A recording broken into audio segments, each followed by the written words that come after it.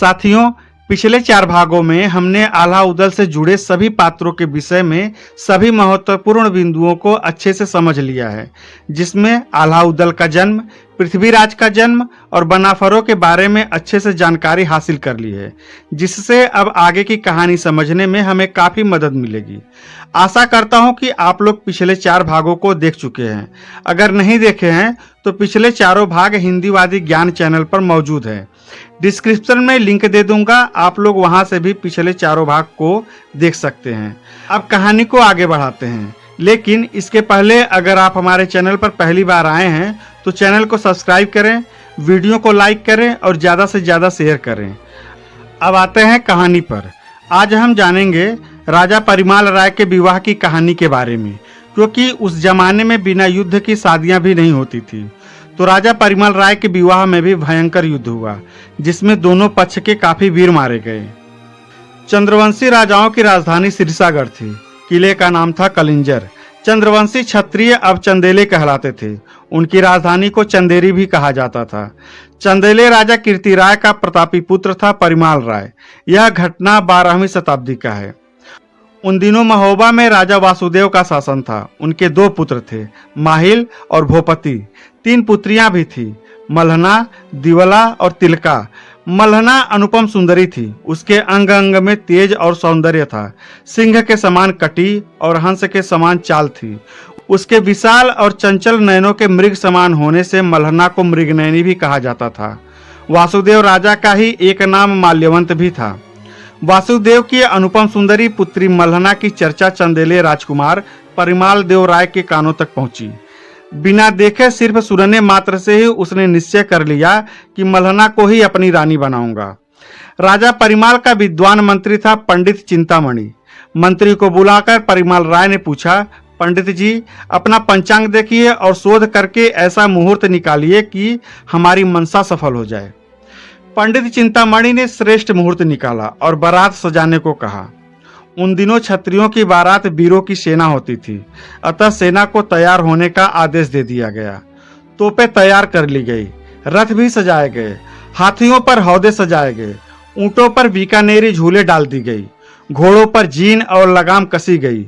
जो बहादुर जिस जिस सवारी के लिए निश्चित थे वे अपनी अपनी सवारी पर चढ़ गए। 1 दांत वाले हाथी अलग तथा 2 दांत वाले हाथी अलग सजाए गए। घोड़ों की तो अलग सेना ही सज गई। कुछ तुर्की घोड़े, कुछ काबुली, कंधारी, कुछ घोड़े रस्की, मुस्की, सब्जा, सुरखा घोड़े और कुछ नकुला नस्ल के घोड़े सजाए गए। काठियावाड़ी घोड़ों की तो तुलना ही नहीं थी। उन पर मखमल वाली जीन सजाई गई थी। मारवाड़ के सजीले ऊंट, अरबी ऊंट तथा करहल के ऊंट तैयार किए गए, जिन पर चंदन की बनी काठी और काठी पर गद्दे सजाए गए। चंदेले राजा परिमाल के आदेश पर सारी तोपें तुरंत साफ करवाई गई। उनके साथ गोला बारूद के छकड़े भी लाद दिए गए। सभी सैनिकों को आदेश दिया गया कि अपने अपने काम के अनुसार अपना अपना लिबास यानी वर्दी पहनकर शीघ्र तैयार हो जाओ। लाल कमीज के साथ चुस्त पायजामा पहन लो। छाती पर बख्तर यानी बुलेट प्रूफ जैकेट जो धड़ पर पहनी जाती है उसे बांध लो। उस पर झालदार कोट डालो जिसमें 56 छुरियां तथा गुजराती कटार टांगी जाती है। दोनों तरफ 2 पिस्तौल टांग लो। दाहिनी ओर तलवार लटका लो। सिर पर टोप यानी हेलमेट पहन लो, जिस पर गोली लगे तो भी असर न कर पाए। चंदेली सेना के जवानों ने सब गहनों और हथियारों सहित स्वयं को तैयार कर लिया। इसके पश्चात वीर राजा परिमल के मंत्री नवल चौहान ने हाथ उठाकर सभी जवानों को संबोधित किया। हे वीर क्षत्रियों, ध्यान से मेरी बात सुनो।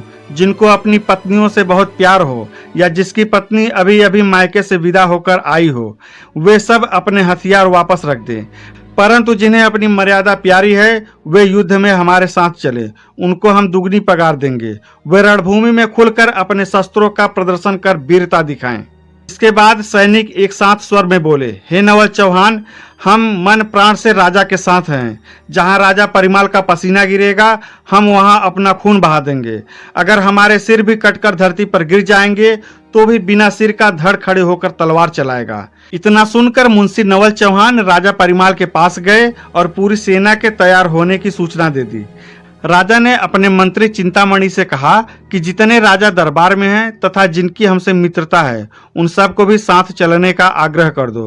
फिर राजा ने स्वयं मिसरू वाला चुस्त पायजामा पहना, कवच सहित कमर पर अंगरखा पहना, दोनों ओर पिस्तौलें लटकाई, बाईं ओर मूठ वाली तलवार लटकाई, सिर पर सुनहरी पगड़ी पहनी जिस पर मोतियों वाला कलगी सुशोभित थी। युद्ध के लिए सजकर वीर चंदेला जब बाहर आया तो वह इंद्र के समान सुशोभित हो रहा था। राजा के लिए वीरभद्र नाम के हाथी को भी एरावत हाथी के समान सजाया गया था। उस पर मखमल से बनी झूले लटकाई गई तथा सोने का बना हुआ हौदा रखा गया। इसके बाद हाथियों, ऊंटों तथा घोड़ों पर सभी सवार हो गए। आगे आगे 900 सैनिक सुनहरे भगवा झंडे लेकर चलने लगे। फिर कूच करने का बिगुल बजा तथा ढोल नगाड़े बजने लगे। जब चंदेलों की भारी सेना चली तो मार्ग की ईंट घिस घिस कर कंकड़ बन गई। जो रोड़े और कंकड़ थे वे सभी धूल बन गए। धूल आसमान में चढ़ गई, आकाश में अंधेरा छा गया। इसी प्रकार चंदेली सेना महोबा की सीमा पर पहुंच गई।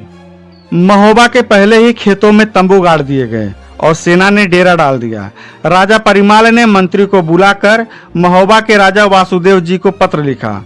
सादर प्रणाम लिखकर अपना परिचय दिया तथा आग्रहपूर्वक निवेदन किया, महाराज, मैं आपकी पुत्री मल्हना से विवाह करने के लिए बारात लेकर आया हूँ। आप धूमधाम से प्रसन्नता पूर्वक विवाह कर दीजिए, अन्यथा महोबा को हम तहस नहस कर देंगे। फिर भी मल्हना को हम लेकर ही जाएंगे। ब्याह के इरादे से आए हैं, अब खाली लौट कर नहीं जा पाएंगे। पत्र को धामन यानी पत्रवाहक के हाथ महोबे के राज दरबार भेज दिया गया। ऊंट सवार जब दरबार में पत्र लेकर पहुंचा तो वहां की शोभा देखकर दंग रह गया। बड़े बड़े सजीले क्षत्रिय वीर वहां बैठे थे। राजा माल्यवंत यानी वासुदेव सोने के सिंहासन पर विराजमान थे। इंद्र की तरह दरबार में नृत्य संगीत चल रहा था। पत्रवाहक ने 7 कदम दूर से ही झुककर प्रणाम किया और पत्र राजा के सामने रख दिया। राजा वासुदेव ने बिना देरी किए तत्काल पत्र को उठा लिया। पत्र को खोलकर जैसे ही पढ़ा, राजा का मुंह क्रोध से लाल हो गया। राजकुमार माहिल ने पूछा, पिताजी, यह पत्र किसका है? इसमें क्या लिखा है? खुलकर हमें बताइए। राजा ने पत्र की पूरी बात सुना दी। फिर माहिल से बोले, चंदेले राजा परिवार की सेना से युद्ध करने की तैयारी करो। फिर पत्र उठाकर माहिल ने भी पढ़ा। तुरंत ही कागज पर उत्तर दिया, महोबे में भी वीर रहते हैं। इस धमकी से विवाह की आशा छोड़कर वापस लौट जाओ। पत्र को लिखकर हरकारे यानी पत्रवाहक को दे दिया। माहिल ने उपस्थित दरबारियों तथा सेनापतियों को युद्ध के लिए तैयार होने को कहा। युद्ध का डंका बजा दिया गया। हाथी, घोड़े और पैदल सभी सैनिक अपनी तैयारी में लग गए। राजकुमार माहिल की आज्ञा से तोपें तैयार कर ली गई। कुछ तोपों के नाम थे बिजली तड़पन और कुछ लक्ष्मण नाम की तोपें भी थी। भवानी और कालिका नाम की बड़ी बड़ी तोपें थीं, जिसका एक एक गोला 2-2 मन का होता था। संकटा तोप और भैरव तोप भी तैयार कर ली गई। हाथी भी अनेक नाम वाले थे। मैनकुंज, मलयागिरी, धौलागिरी और भौरागिरी हाथी, भूरा सब्जा और अंगाज गज, मुड़िया और मुकमा हाथी भी तैयार हो गए। उन पर सोने चांदी के हौदे रखवा दिए गए। हर हौदे में 4-4 जवान शस्त्रों सहित चढ़ गए। घोड़े इस प्रकार सजाए गए, हरियल घोड़े, मुस्की घोड़े, स्याह घोड़े, सफेद घोड़े, तुर्की और अरबी घोड़े, कच्छी मच्छी और समुद्री घोड़े, लखा गर्रा और कमैता घोड़े, श्यामकरण और दरियाई घोड़े सब युद्ध के लिए तैयार कर लिए गए। मारवाड़ी, मेवाड़ी ऊंट, करहल के ऊंट और बीकानेरी ऊंटों पर गद्दे बिछाकर काठी लगा दी गई। महोबे में जितने योद्धा थे, रघुवंशी, सूर्यवंशी, चंद्रवंशी, यादव, तोमर, भदावर वाले और मैनपुरी वाले चौहान सब तैयार होकर अपनी अपनी सवारियों पर चढ़ गए।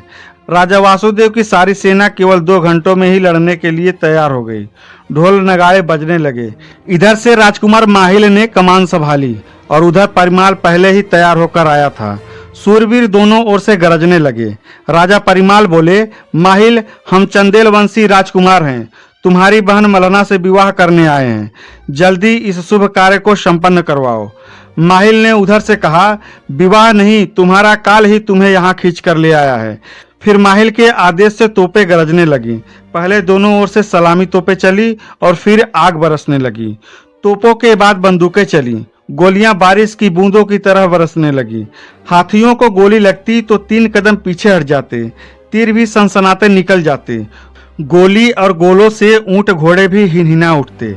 सैनिक गोलों की चपेट में आ जाते तो कपड़ों के सामान फटकर उड़ जाते।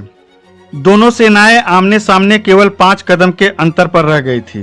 बंदूकें और तोपें चलनी बंद हो गई। अब बर्छी भाले चलने लगे। सांग यानी भारी पत्थर भी उठाकर सामने वाला फेंकने लगा। 4 घंटे तक ऐसा भयानक युद्ध हुआ कि खून के फव्वारे छूटने लगे। कोई बर्छी से बिध गया था तो कोई सांग से दब गया था। फिर दोनों ओर की फौजें एक हाथ की दूरी पर पहुंच गई। तब जवानों ने अपनी तलवारें खींच ली। चुनौवी और गुजराती तलवारें खटाखट बजने लगी। घुड़सवार घुड़सवारों से भिड़ गए और पैदल पैदल से मुकाबला करने लगे। हाथियों के सूंड से सूंड और दांतों से दांत अटकने लगे। जगह जगह पैदल सैनिकों की लाशें बिछ गई। हाथी तो ऐसे पड़े थे मानो रास्तों में पर्वत अड़े हों। सैनिकों के कहीं सिर कटे पड़े थे तो कुछ कटी भुजाएं फड़क रही थी।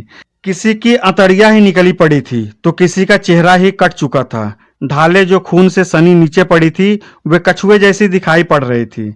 बंदूकें खून की नदी में पड़ी ऐसी लग रही थी मानो नाग तैर रहे हों। युद्ध की विभीषिका में घायल पड़े सैनिक पाने के लिए तड़प रहे थे। कुछ तो अपनी पत्नियों को याद कर रहे थे और कुछ अपने बेटों को पुकार रहे थे। कोई अपने पूर्वजों को याद कर रहे थे। उन्हें लगा जैसे चंदेरी नगर से भेड़िए आ गए हैं और भेड़ों पर टूट पड़े हैं। जो जीवित बचे वे सोच रहे हैं कि माहिल की सेना में भर्ती होने की जगह हम अच्छे रहते कि जंगली लकड़ी ही काट कर बेच लिया करते। माहिल अपने हाथी पर सवार होकर हर मोर्चे पर घूम रहा था। अपनी सेना की दुर्दशा देखकर उसे जोश दिलाते हुए माहिल बोला, प्यारे सैनिकों, तुम कोई वेतन भोगी नौकर चाकर नहीं हो। तुम सब तो हमारे बंधु भाई हो। मोर्चे से पीछे मत हटना। जो रण छोड़कर भाग जाएगा उसकी 7 पीढ़ियों का नाम डूब जाएगा। यहाँ मनुष्य शरीर बार बार नहीं मिलता। जैसे पत्ता डाल से टूटकर फिर नहीं जुड़ सकता, वैसे ही हमारी इज्जत अब तुम्हारे हाथ में है। एक बार चली गई तो फिर कभी वापस नहीं आ सकती। बहादुरों, मरना तो है ही, फिर चारपाई पर पड़े पड़े क्यों मरें? रणभूमि में वीरता से लड़ते हुए यदि मर भी गए तो नाम अमर हो जाएगा। इस भाषण के बाद भी माहिल के सिपाही आखिर युद्ध में नहीं टिके। वे भाग खड़े हुए। माहिल ने अपना हाथी बढ़ाया और राजा परिमाल के सामने पहुंच गया। माहिल बोला, बहुत सेना और शक्ति बर्बाद हो चुकी है। आओ हम तुम आपस में निपट लें। परिमाल ने अपना हाथी बढ़ाकर ललकारा और स्वीकार की। माहिल ने अपनी तलवार पूरी शक्ति से चलाई। परिमाल ने अपनी ढाल अड़ाई और वार खाली चला गया। माहिल ने कहा कि या तो तुम्हारी माँ ने शिव जी की पूजा की होगी या फिर पिता ने रविवार का उपवास किया होगा, अन्यथा मेरा वार खाली नहीं जाता। अतः नजदीक से माहिल ने हाथी की लोहे की जंजीर घुमाकर मारी तो चंदेला वीर का हाथ फुर्ती से पीछे हट गया। भगवान ने उसकी रक्षा की। माहिल बोला, अब भी चंदेरी लौट जाओ, इस बार तो तुम्हारे प्राण नहीं बचेंगे। तो साथियों, राजा परिमाल राय के विवाह की कहानी में आज बस इतना ही। अगले भाग में हम जानेंगे इसके आगे की कहानी और लड़ाई का अंजाम। पूरी कहानी सुनने के लिए हमारे चैनल को सब्सक्राइब करें, वीडियो को लाइक करें और ज़्यादा से ज़्यादा शेयर करें। धन्यवाद। जय हिंद।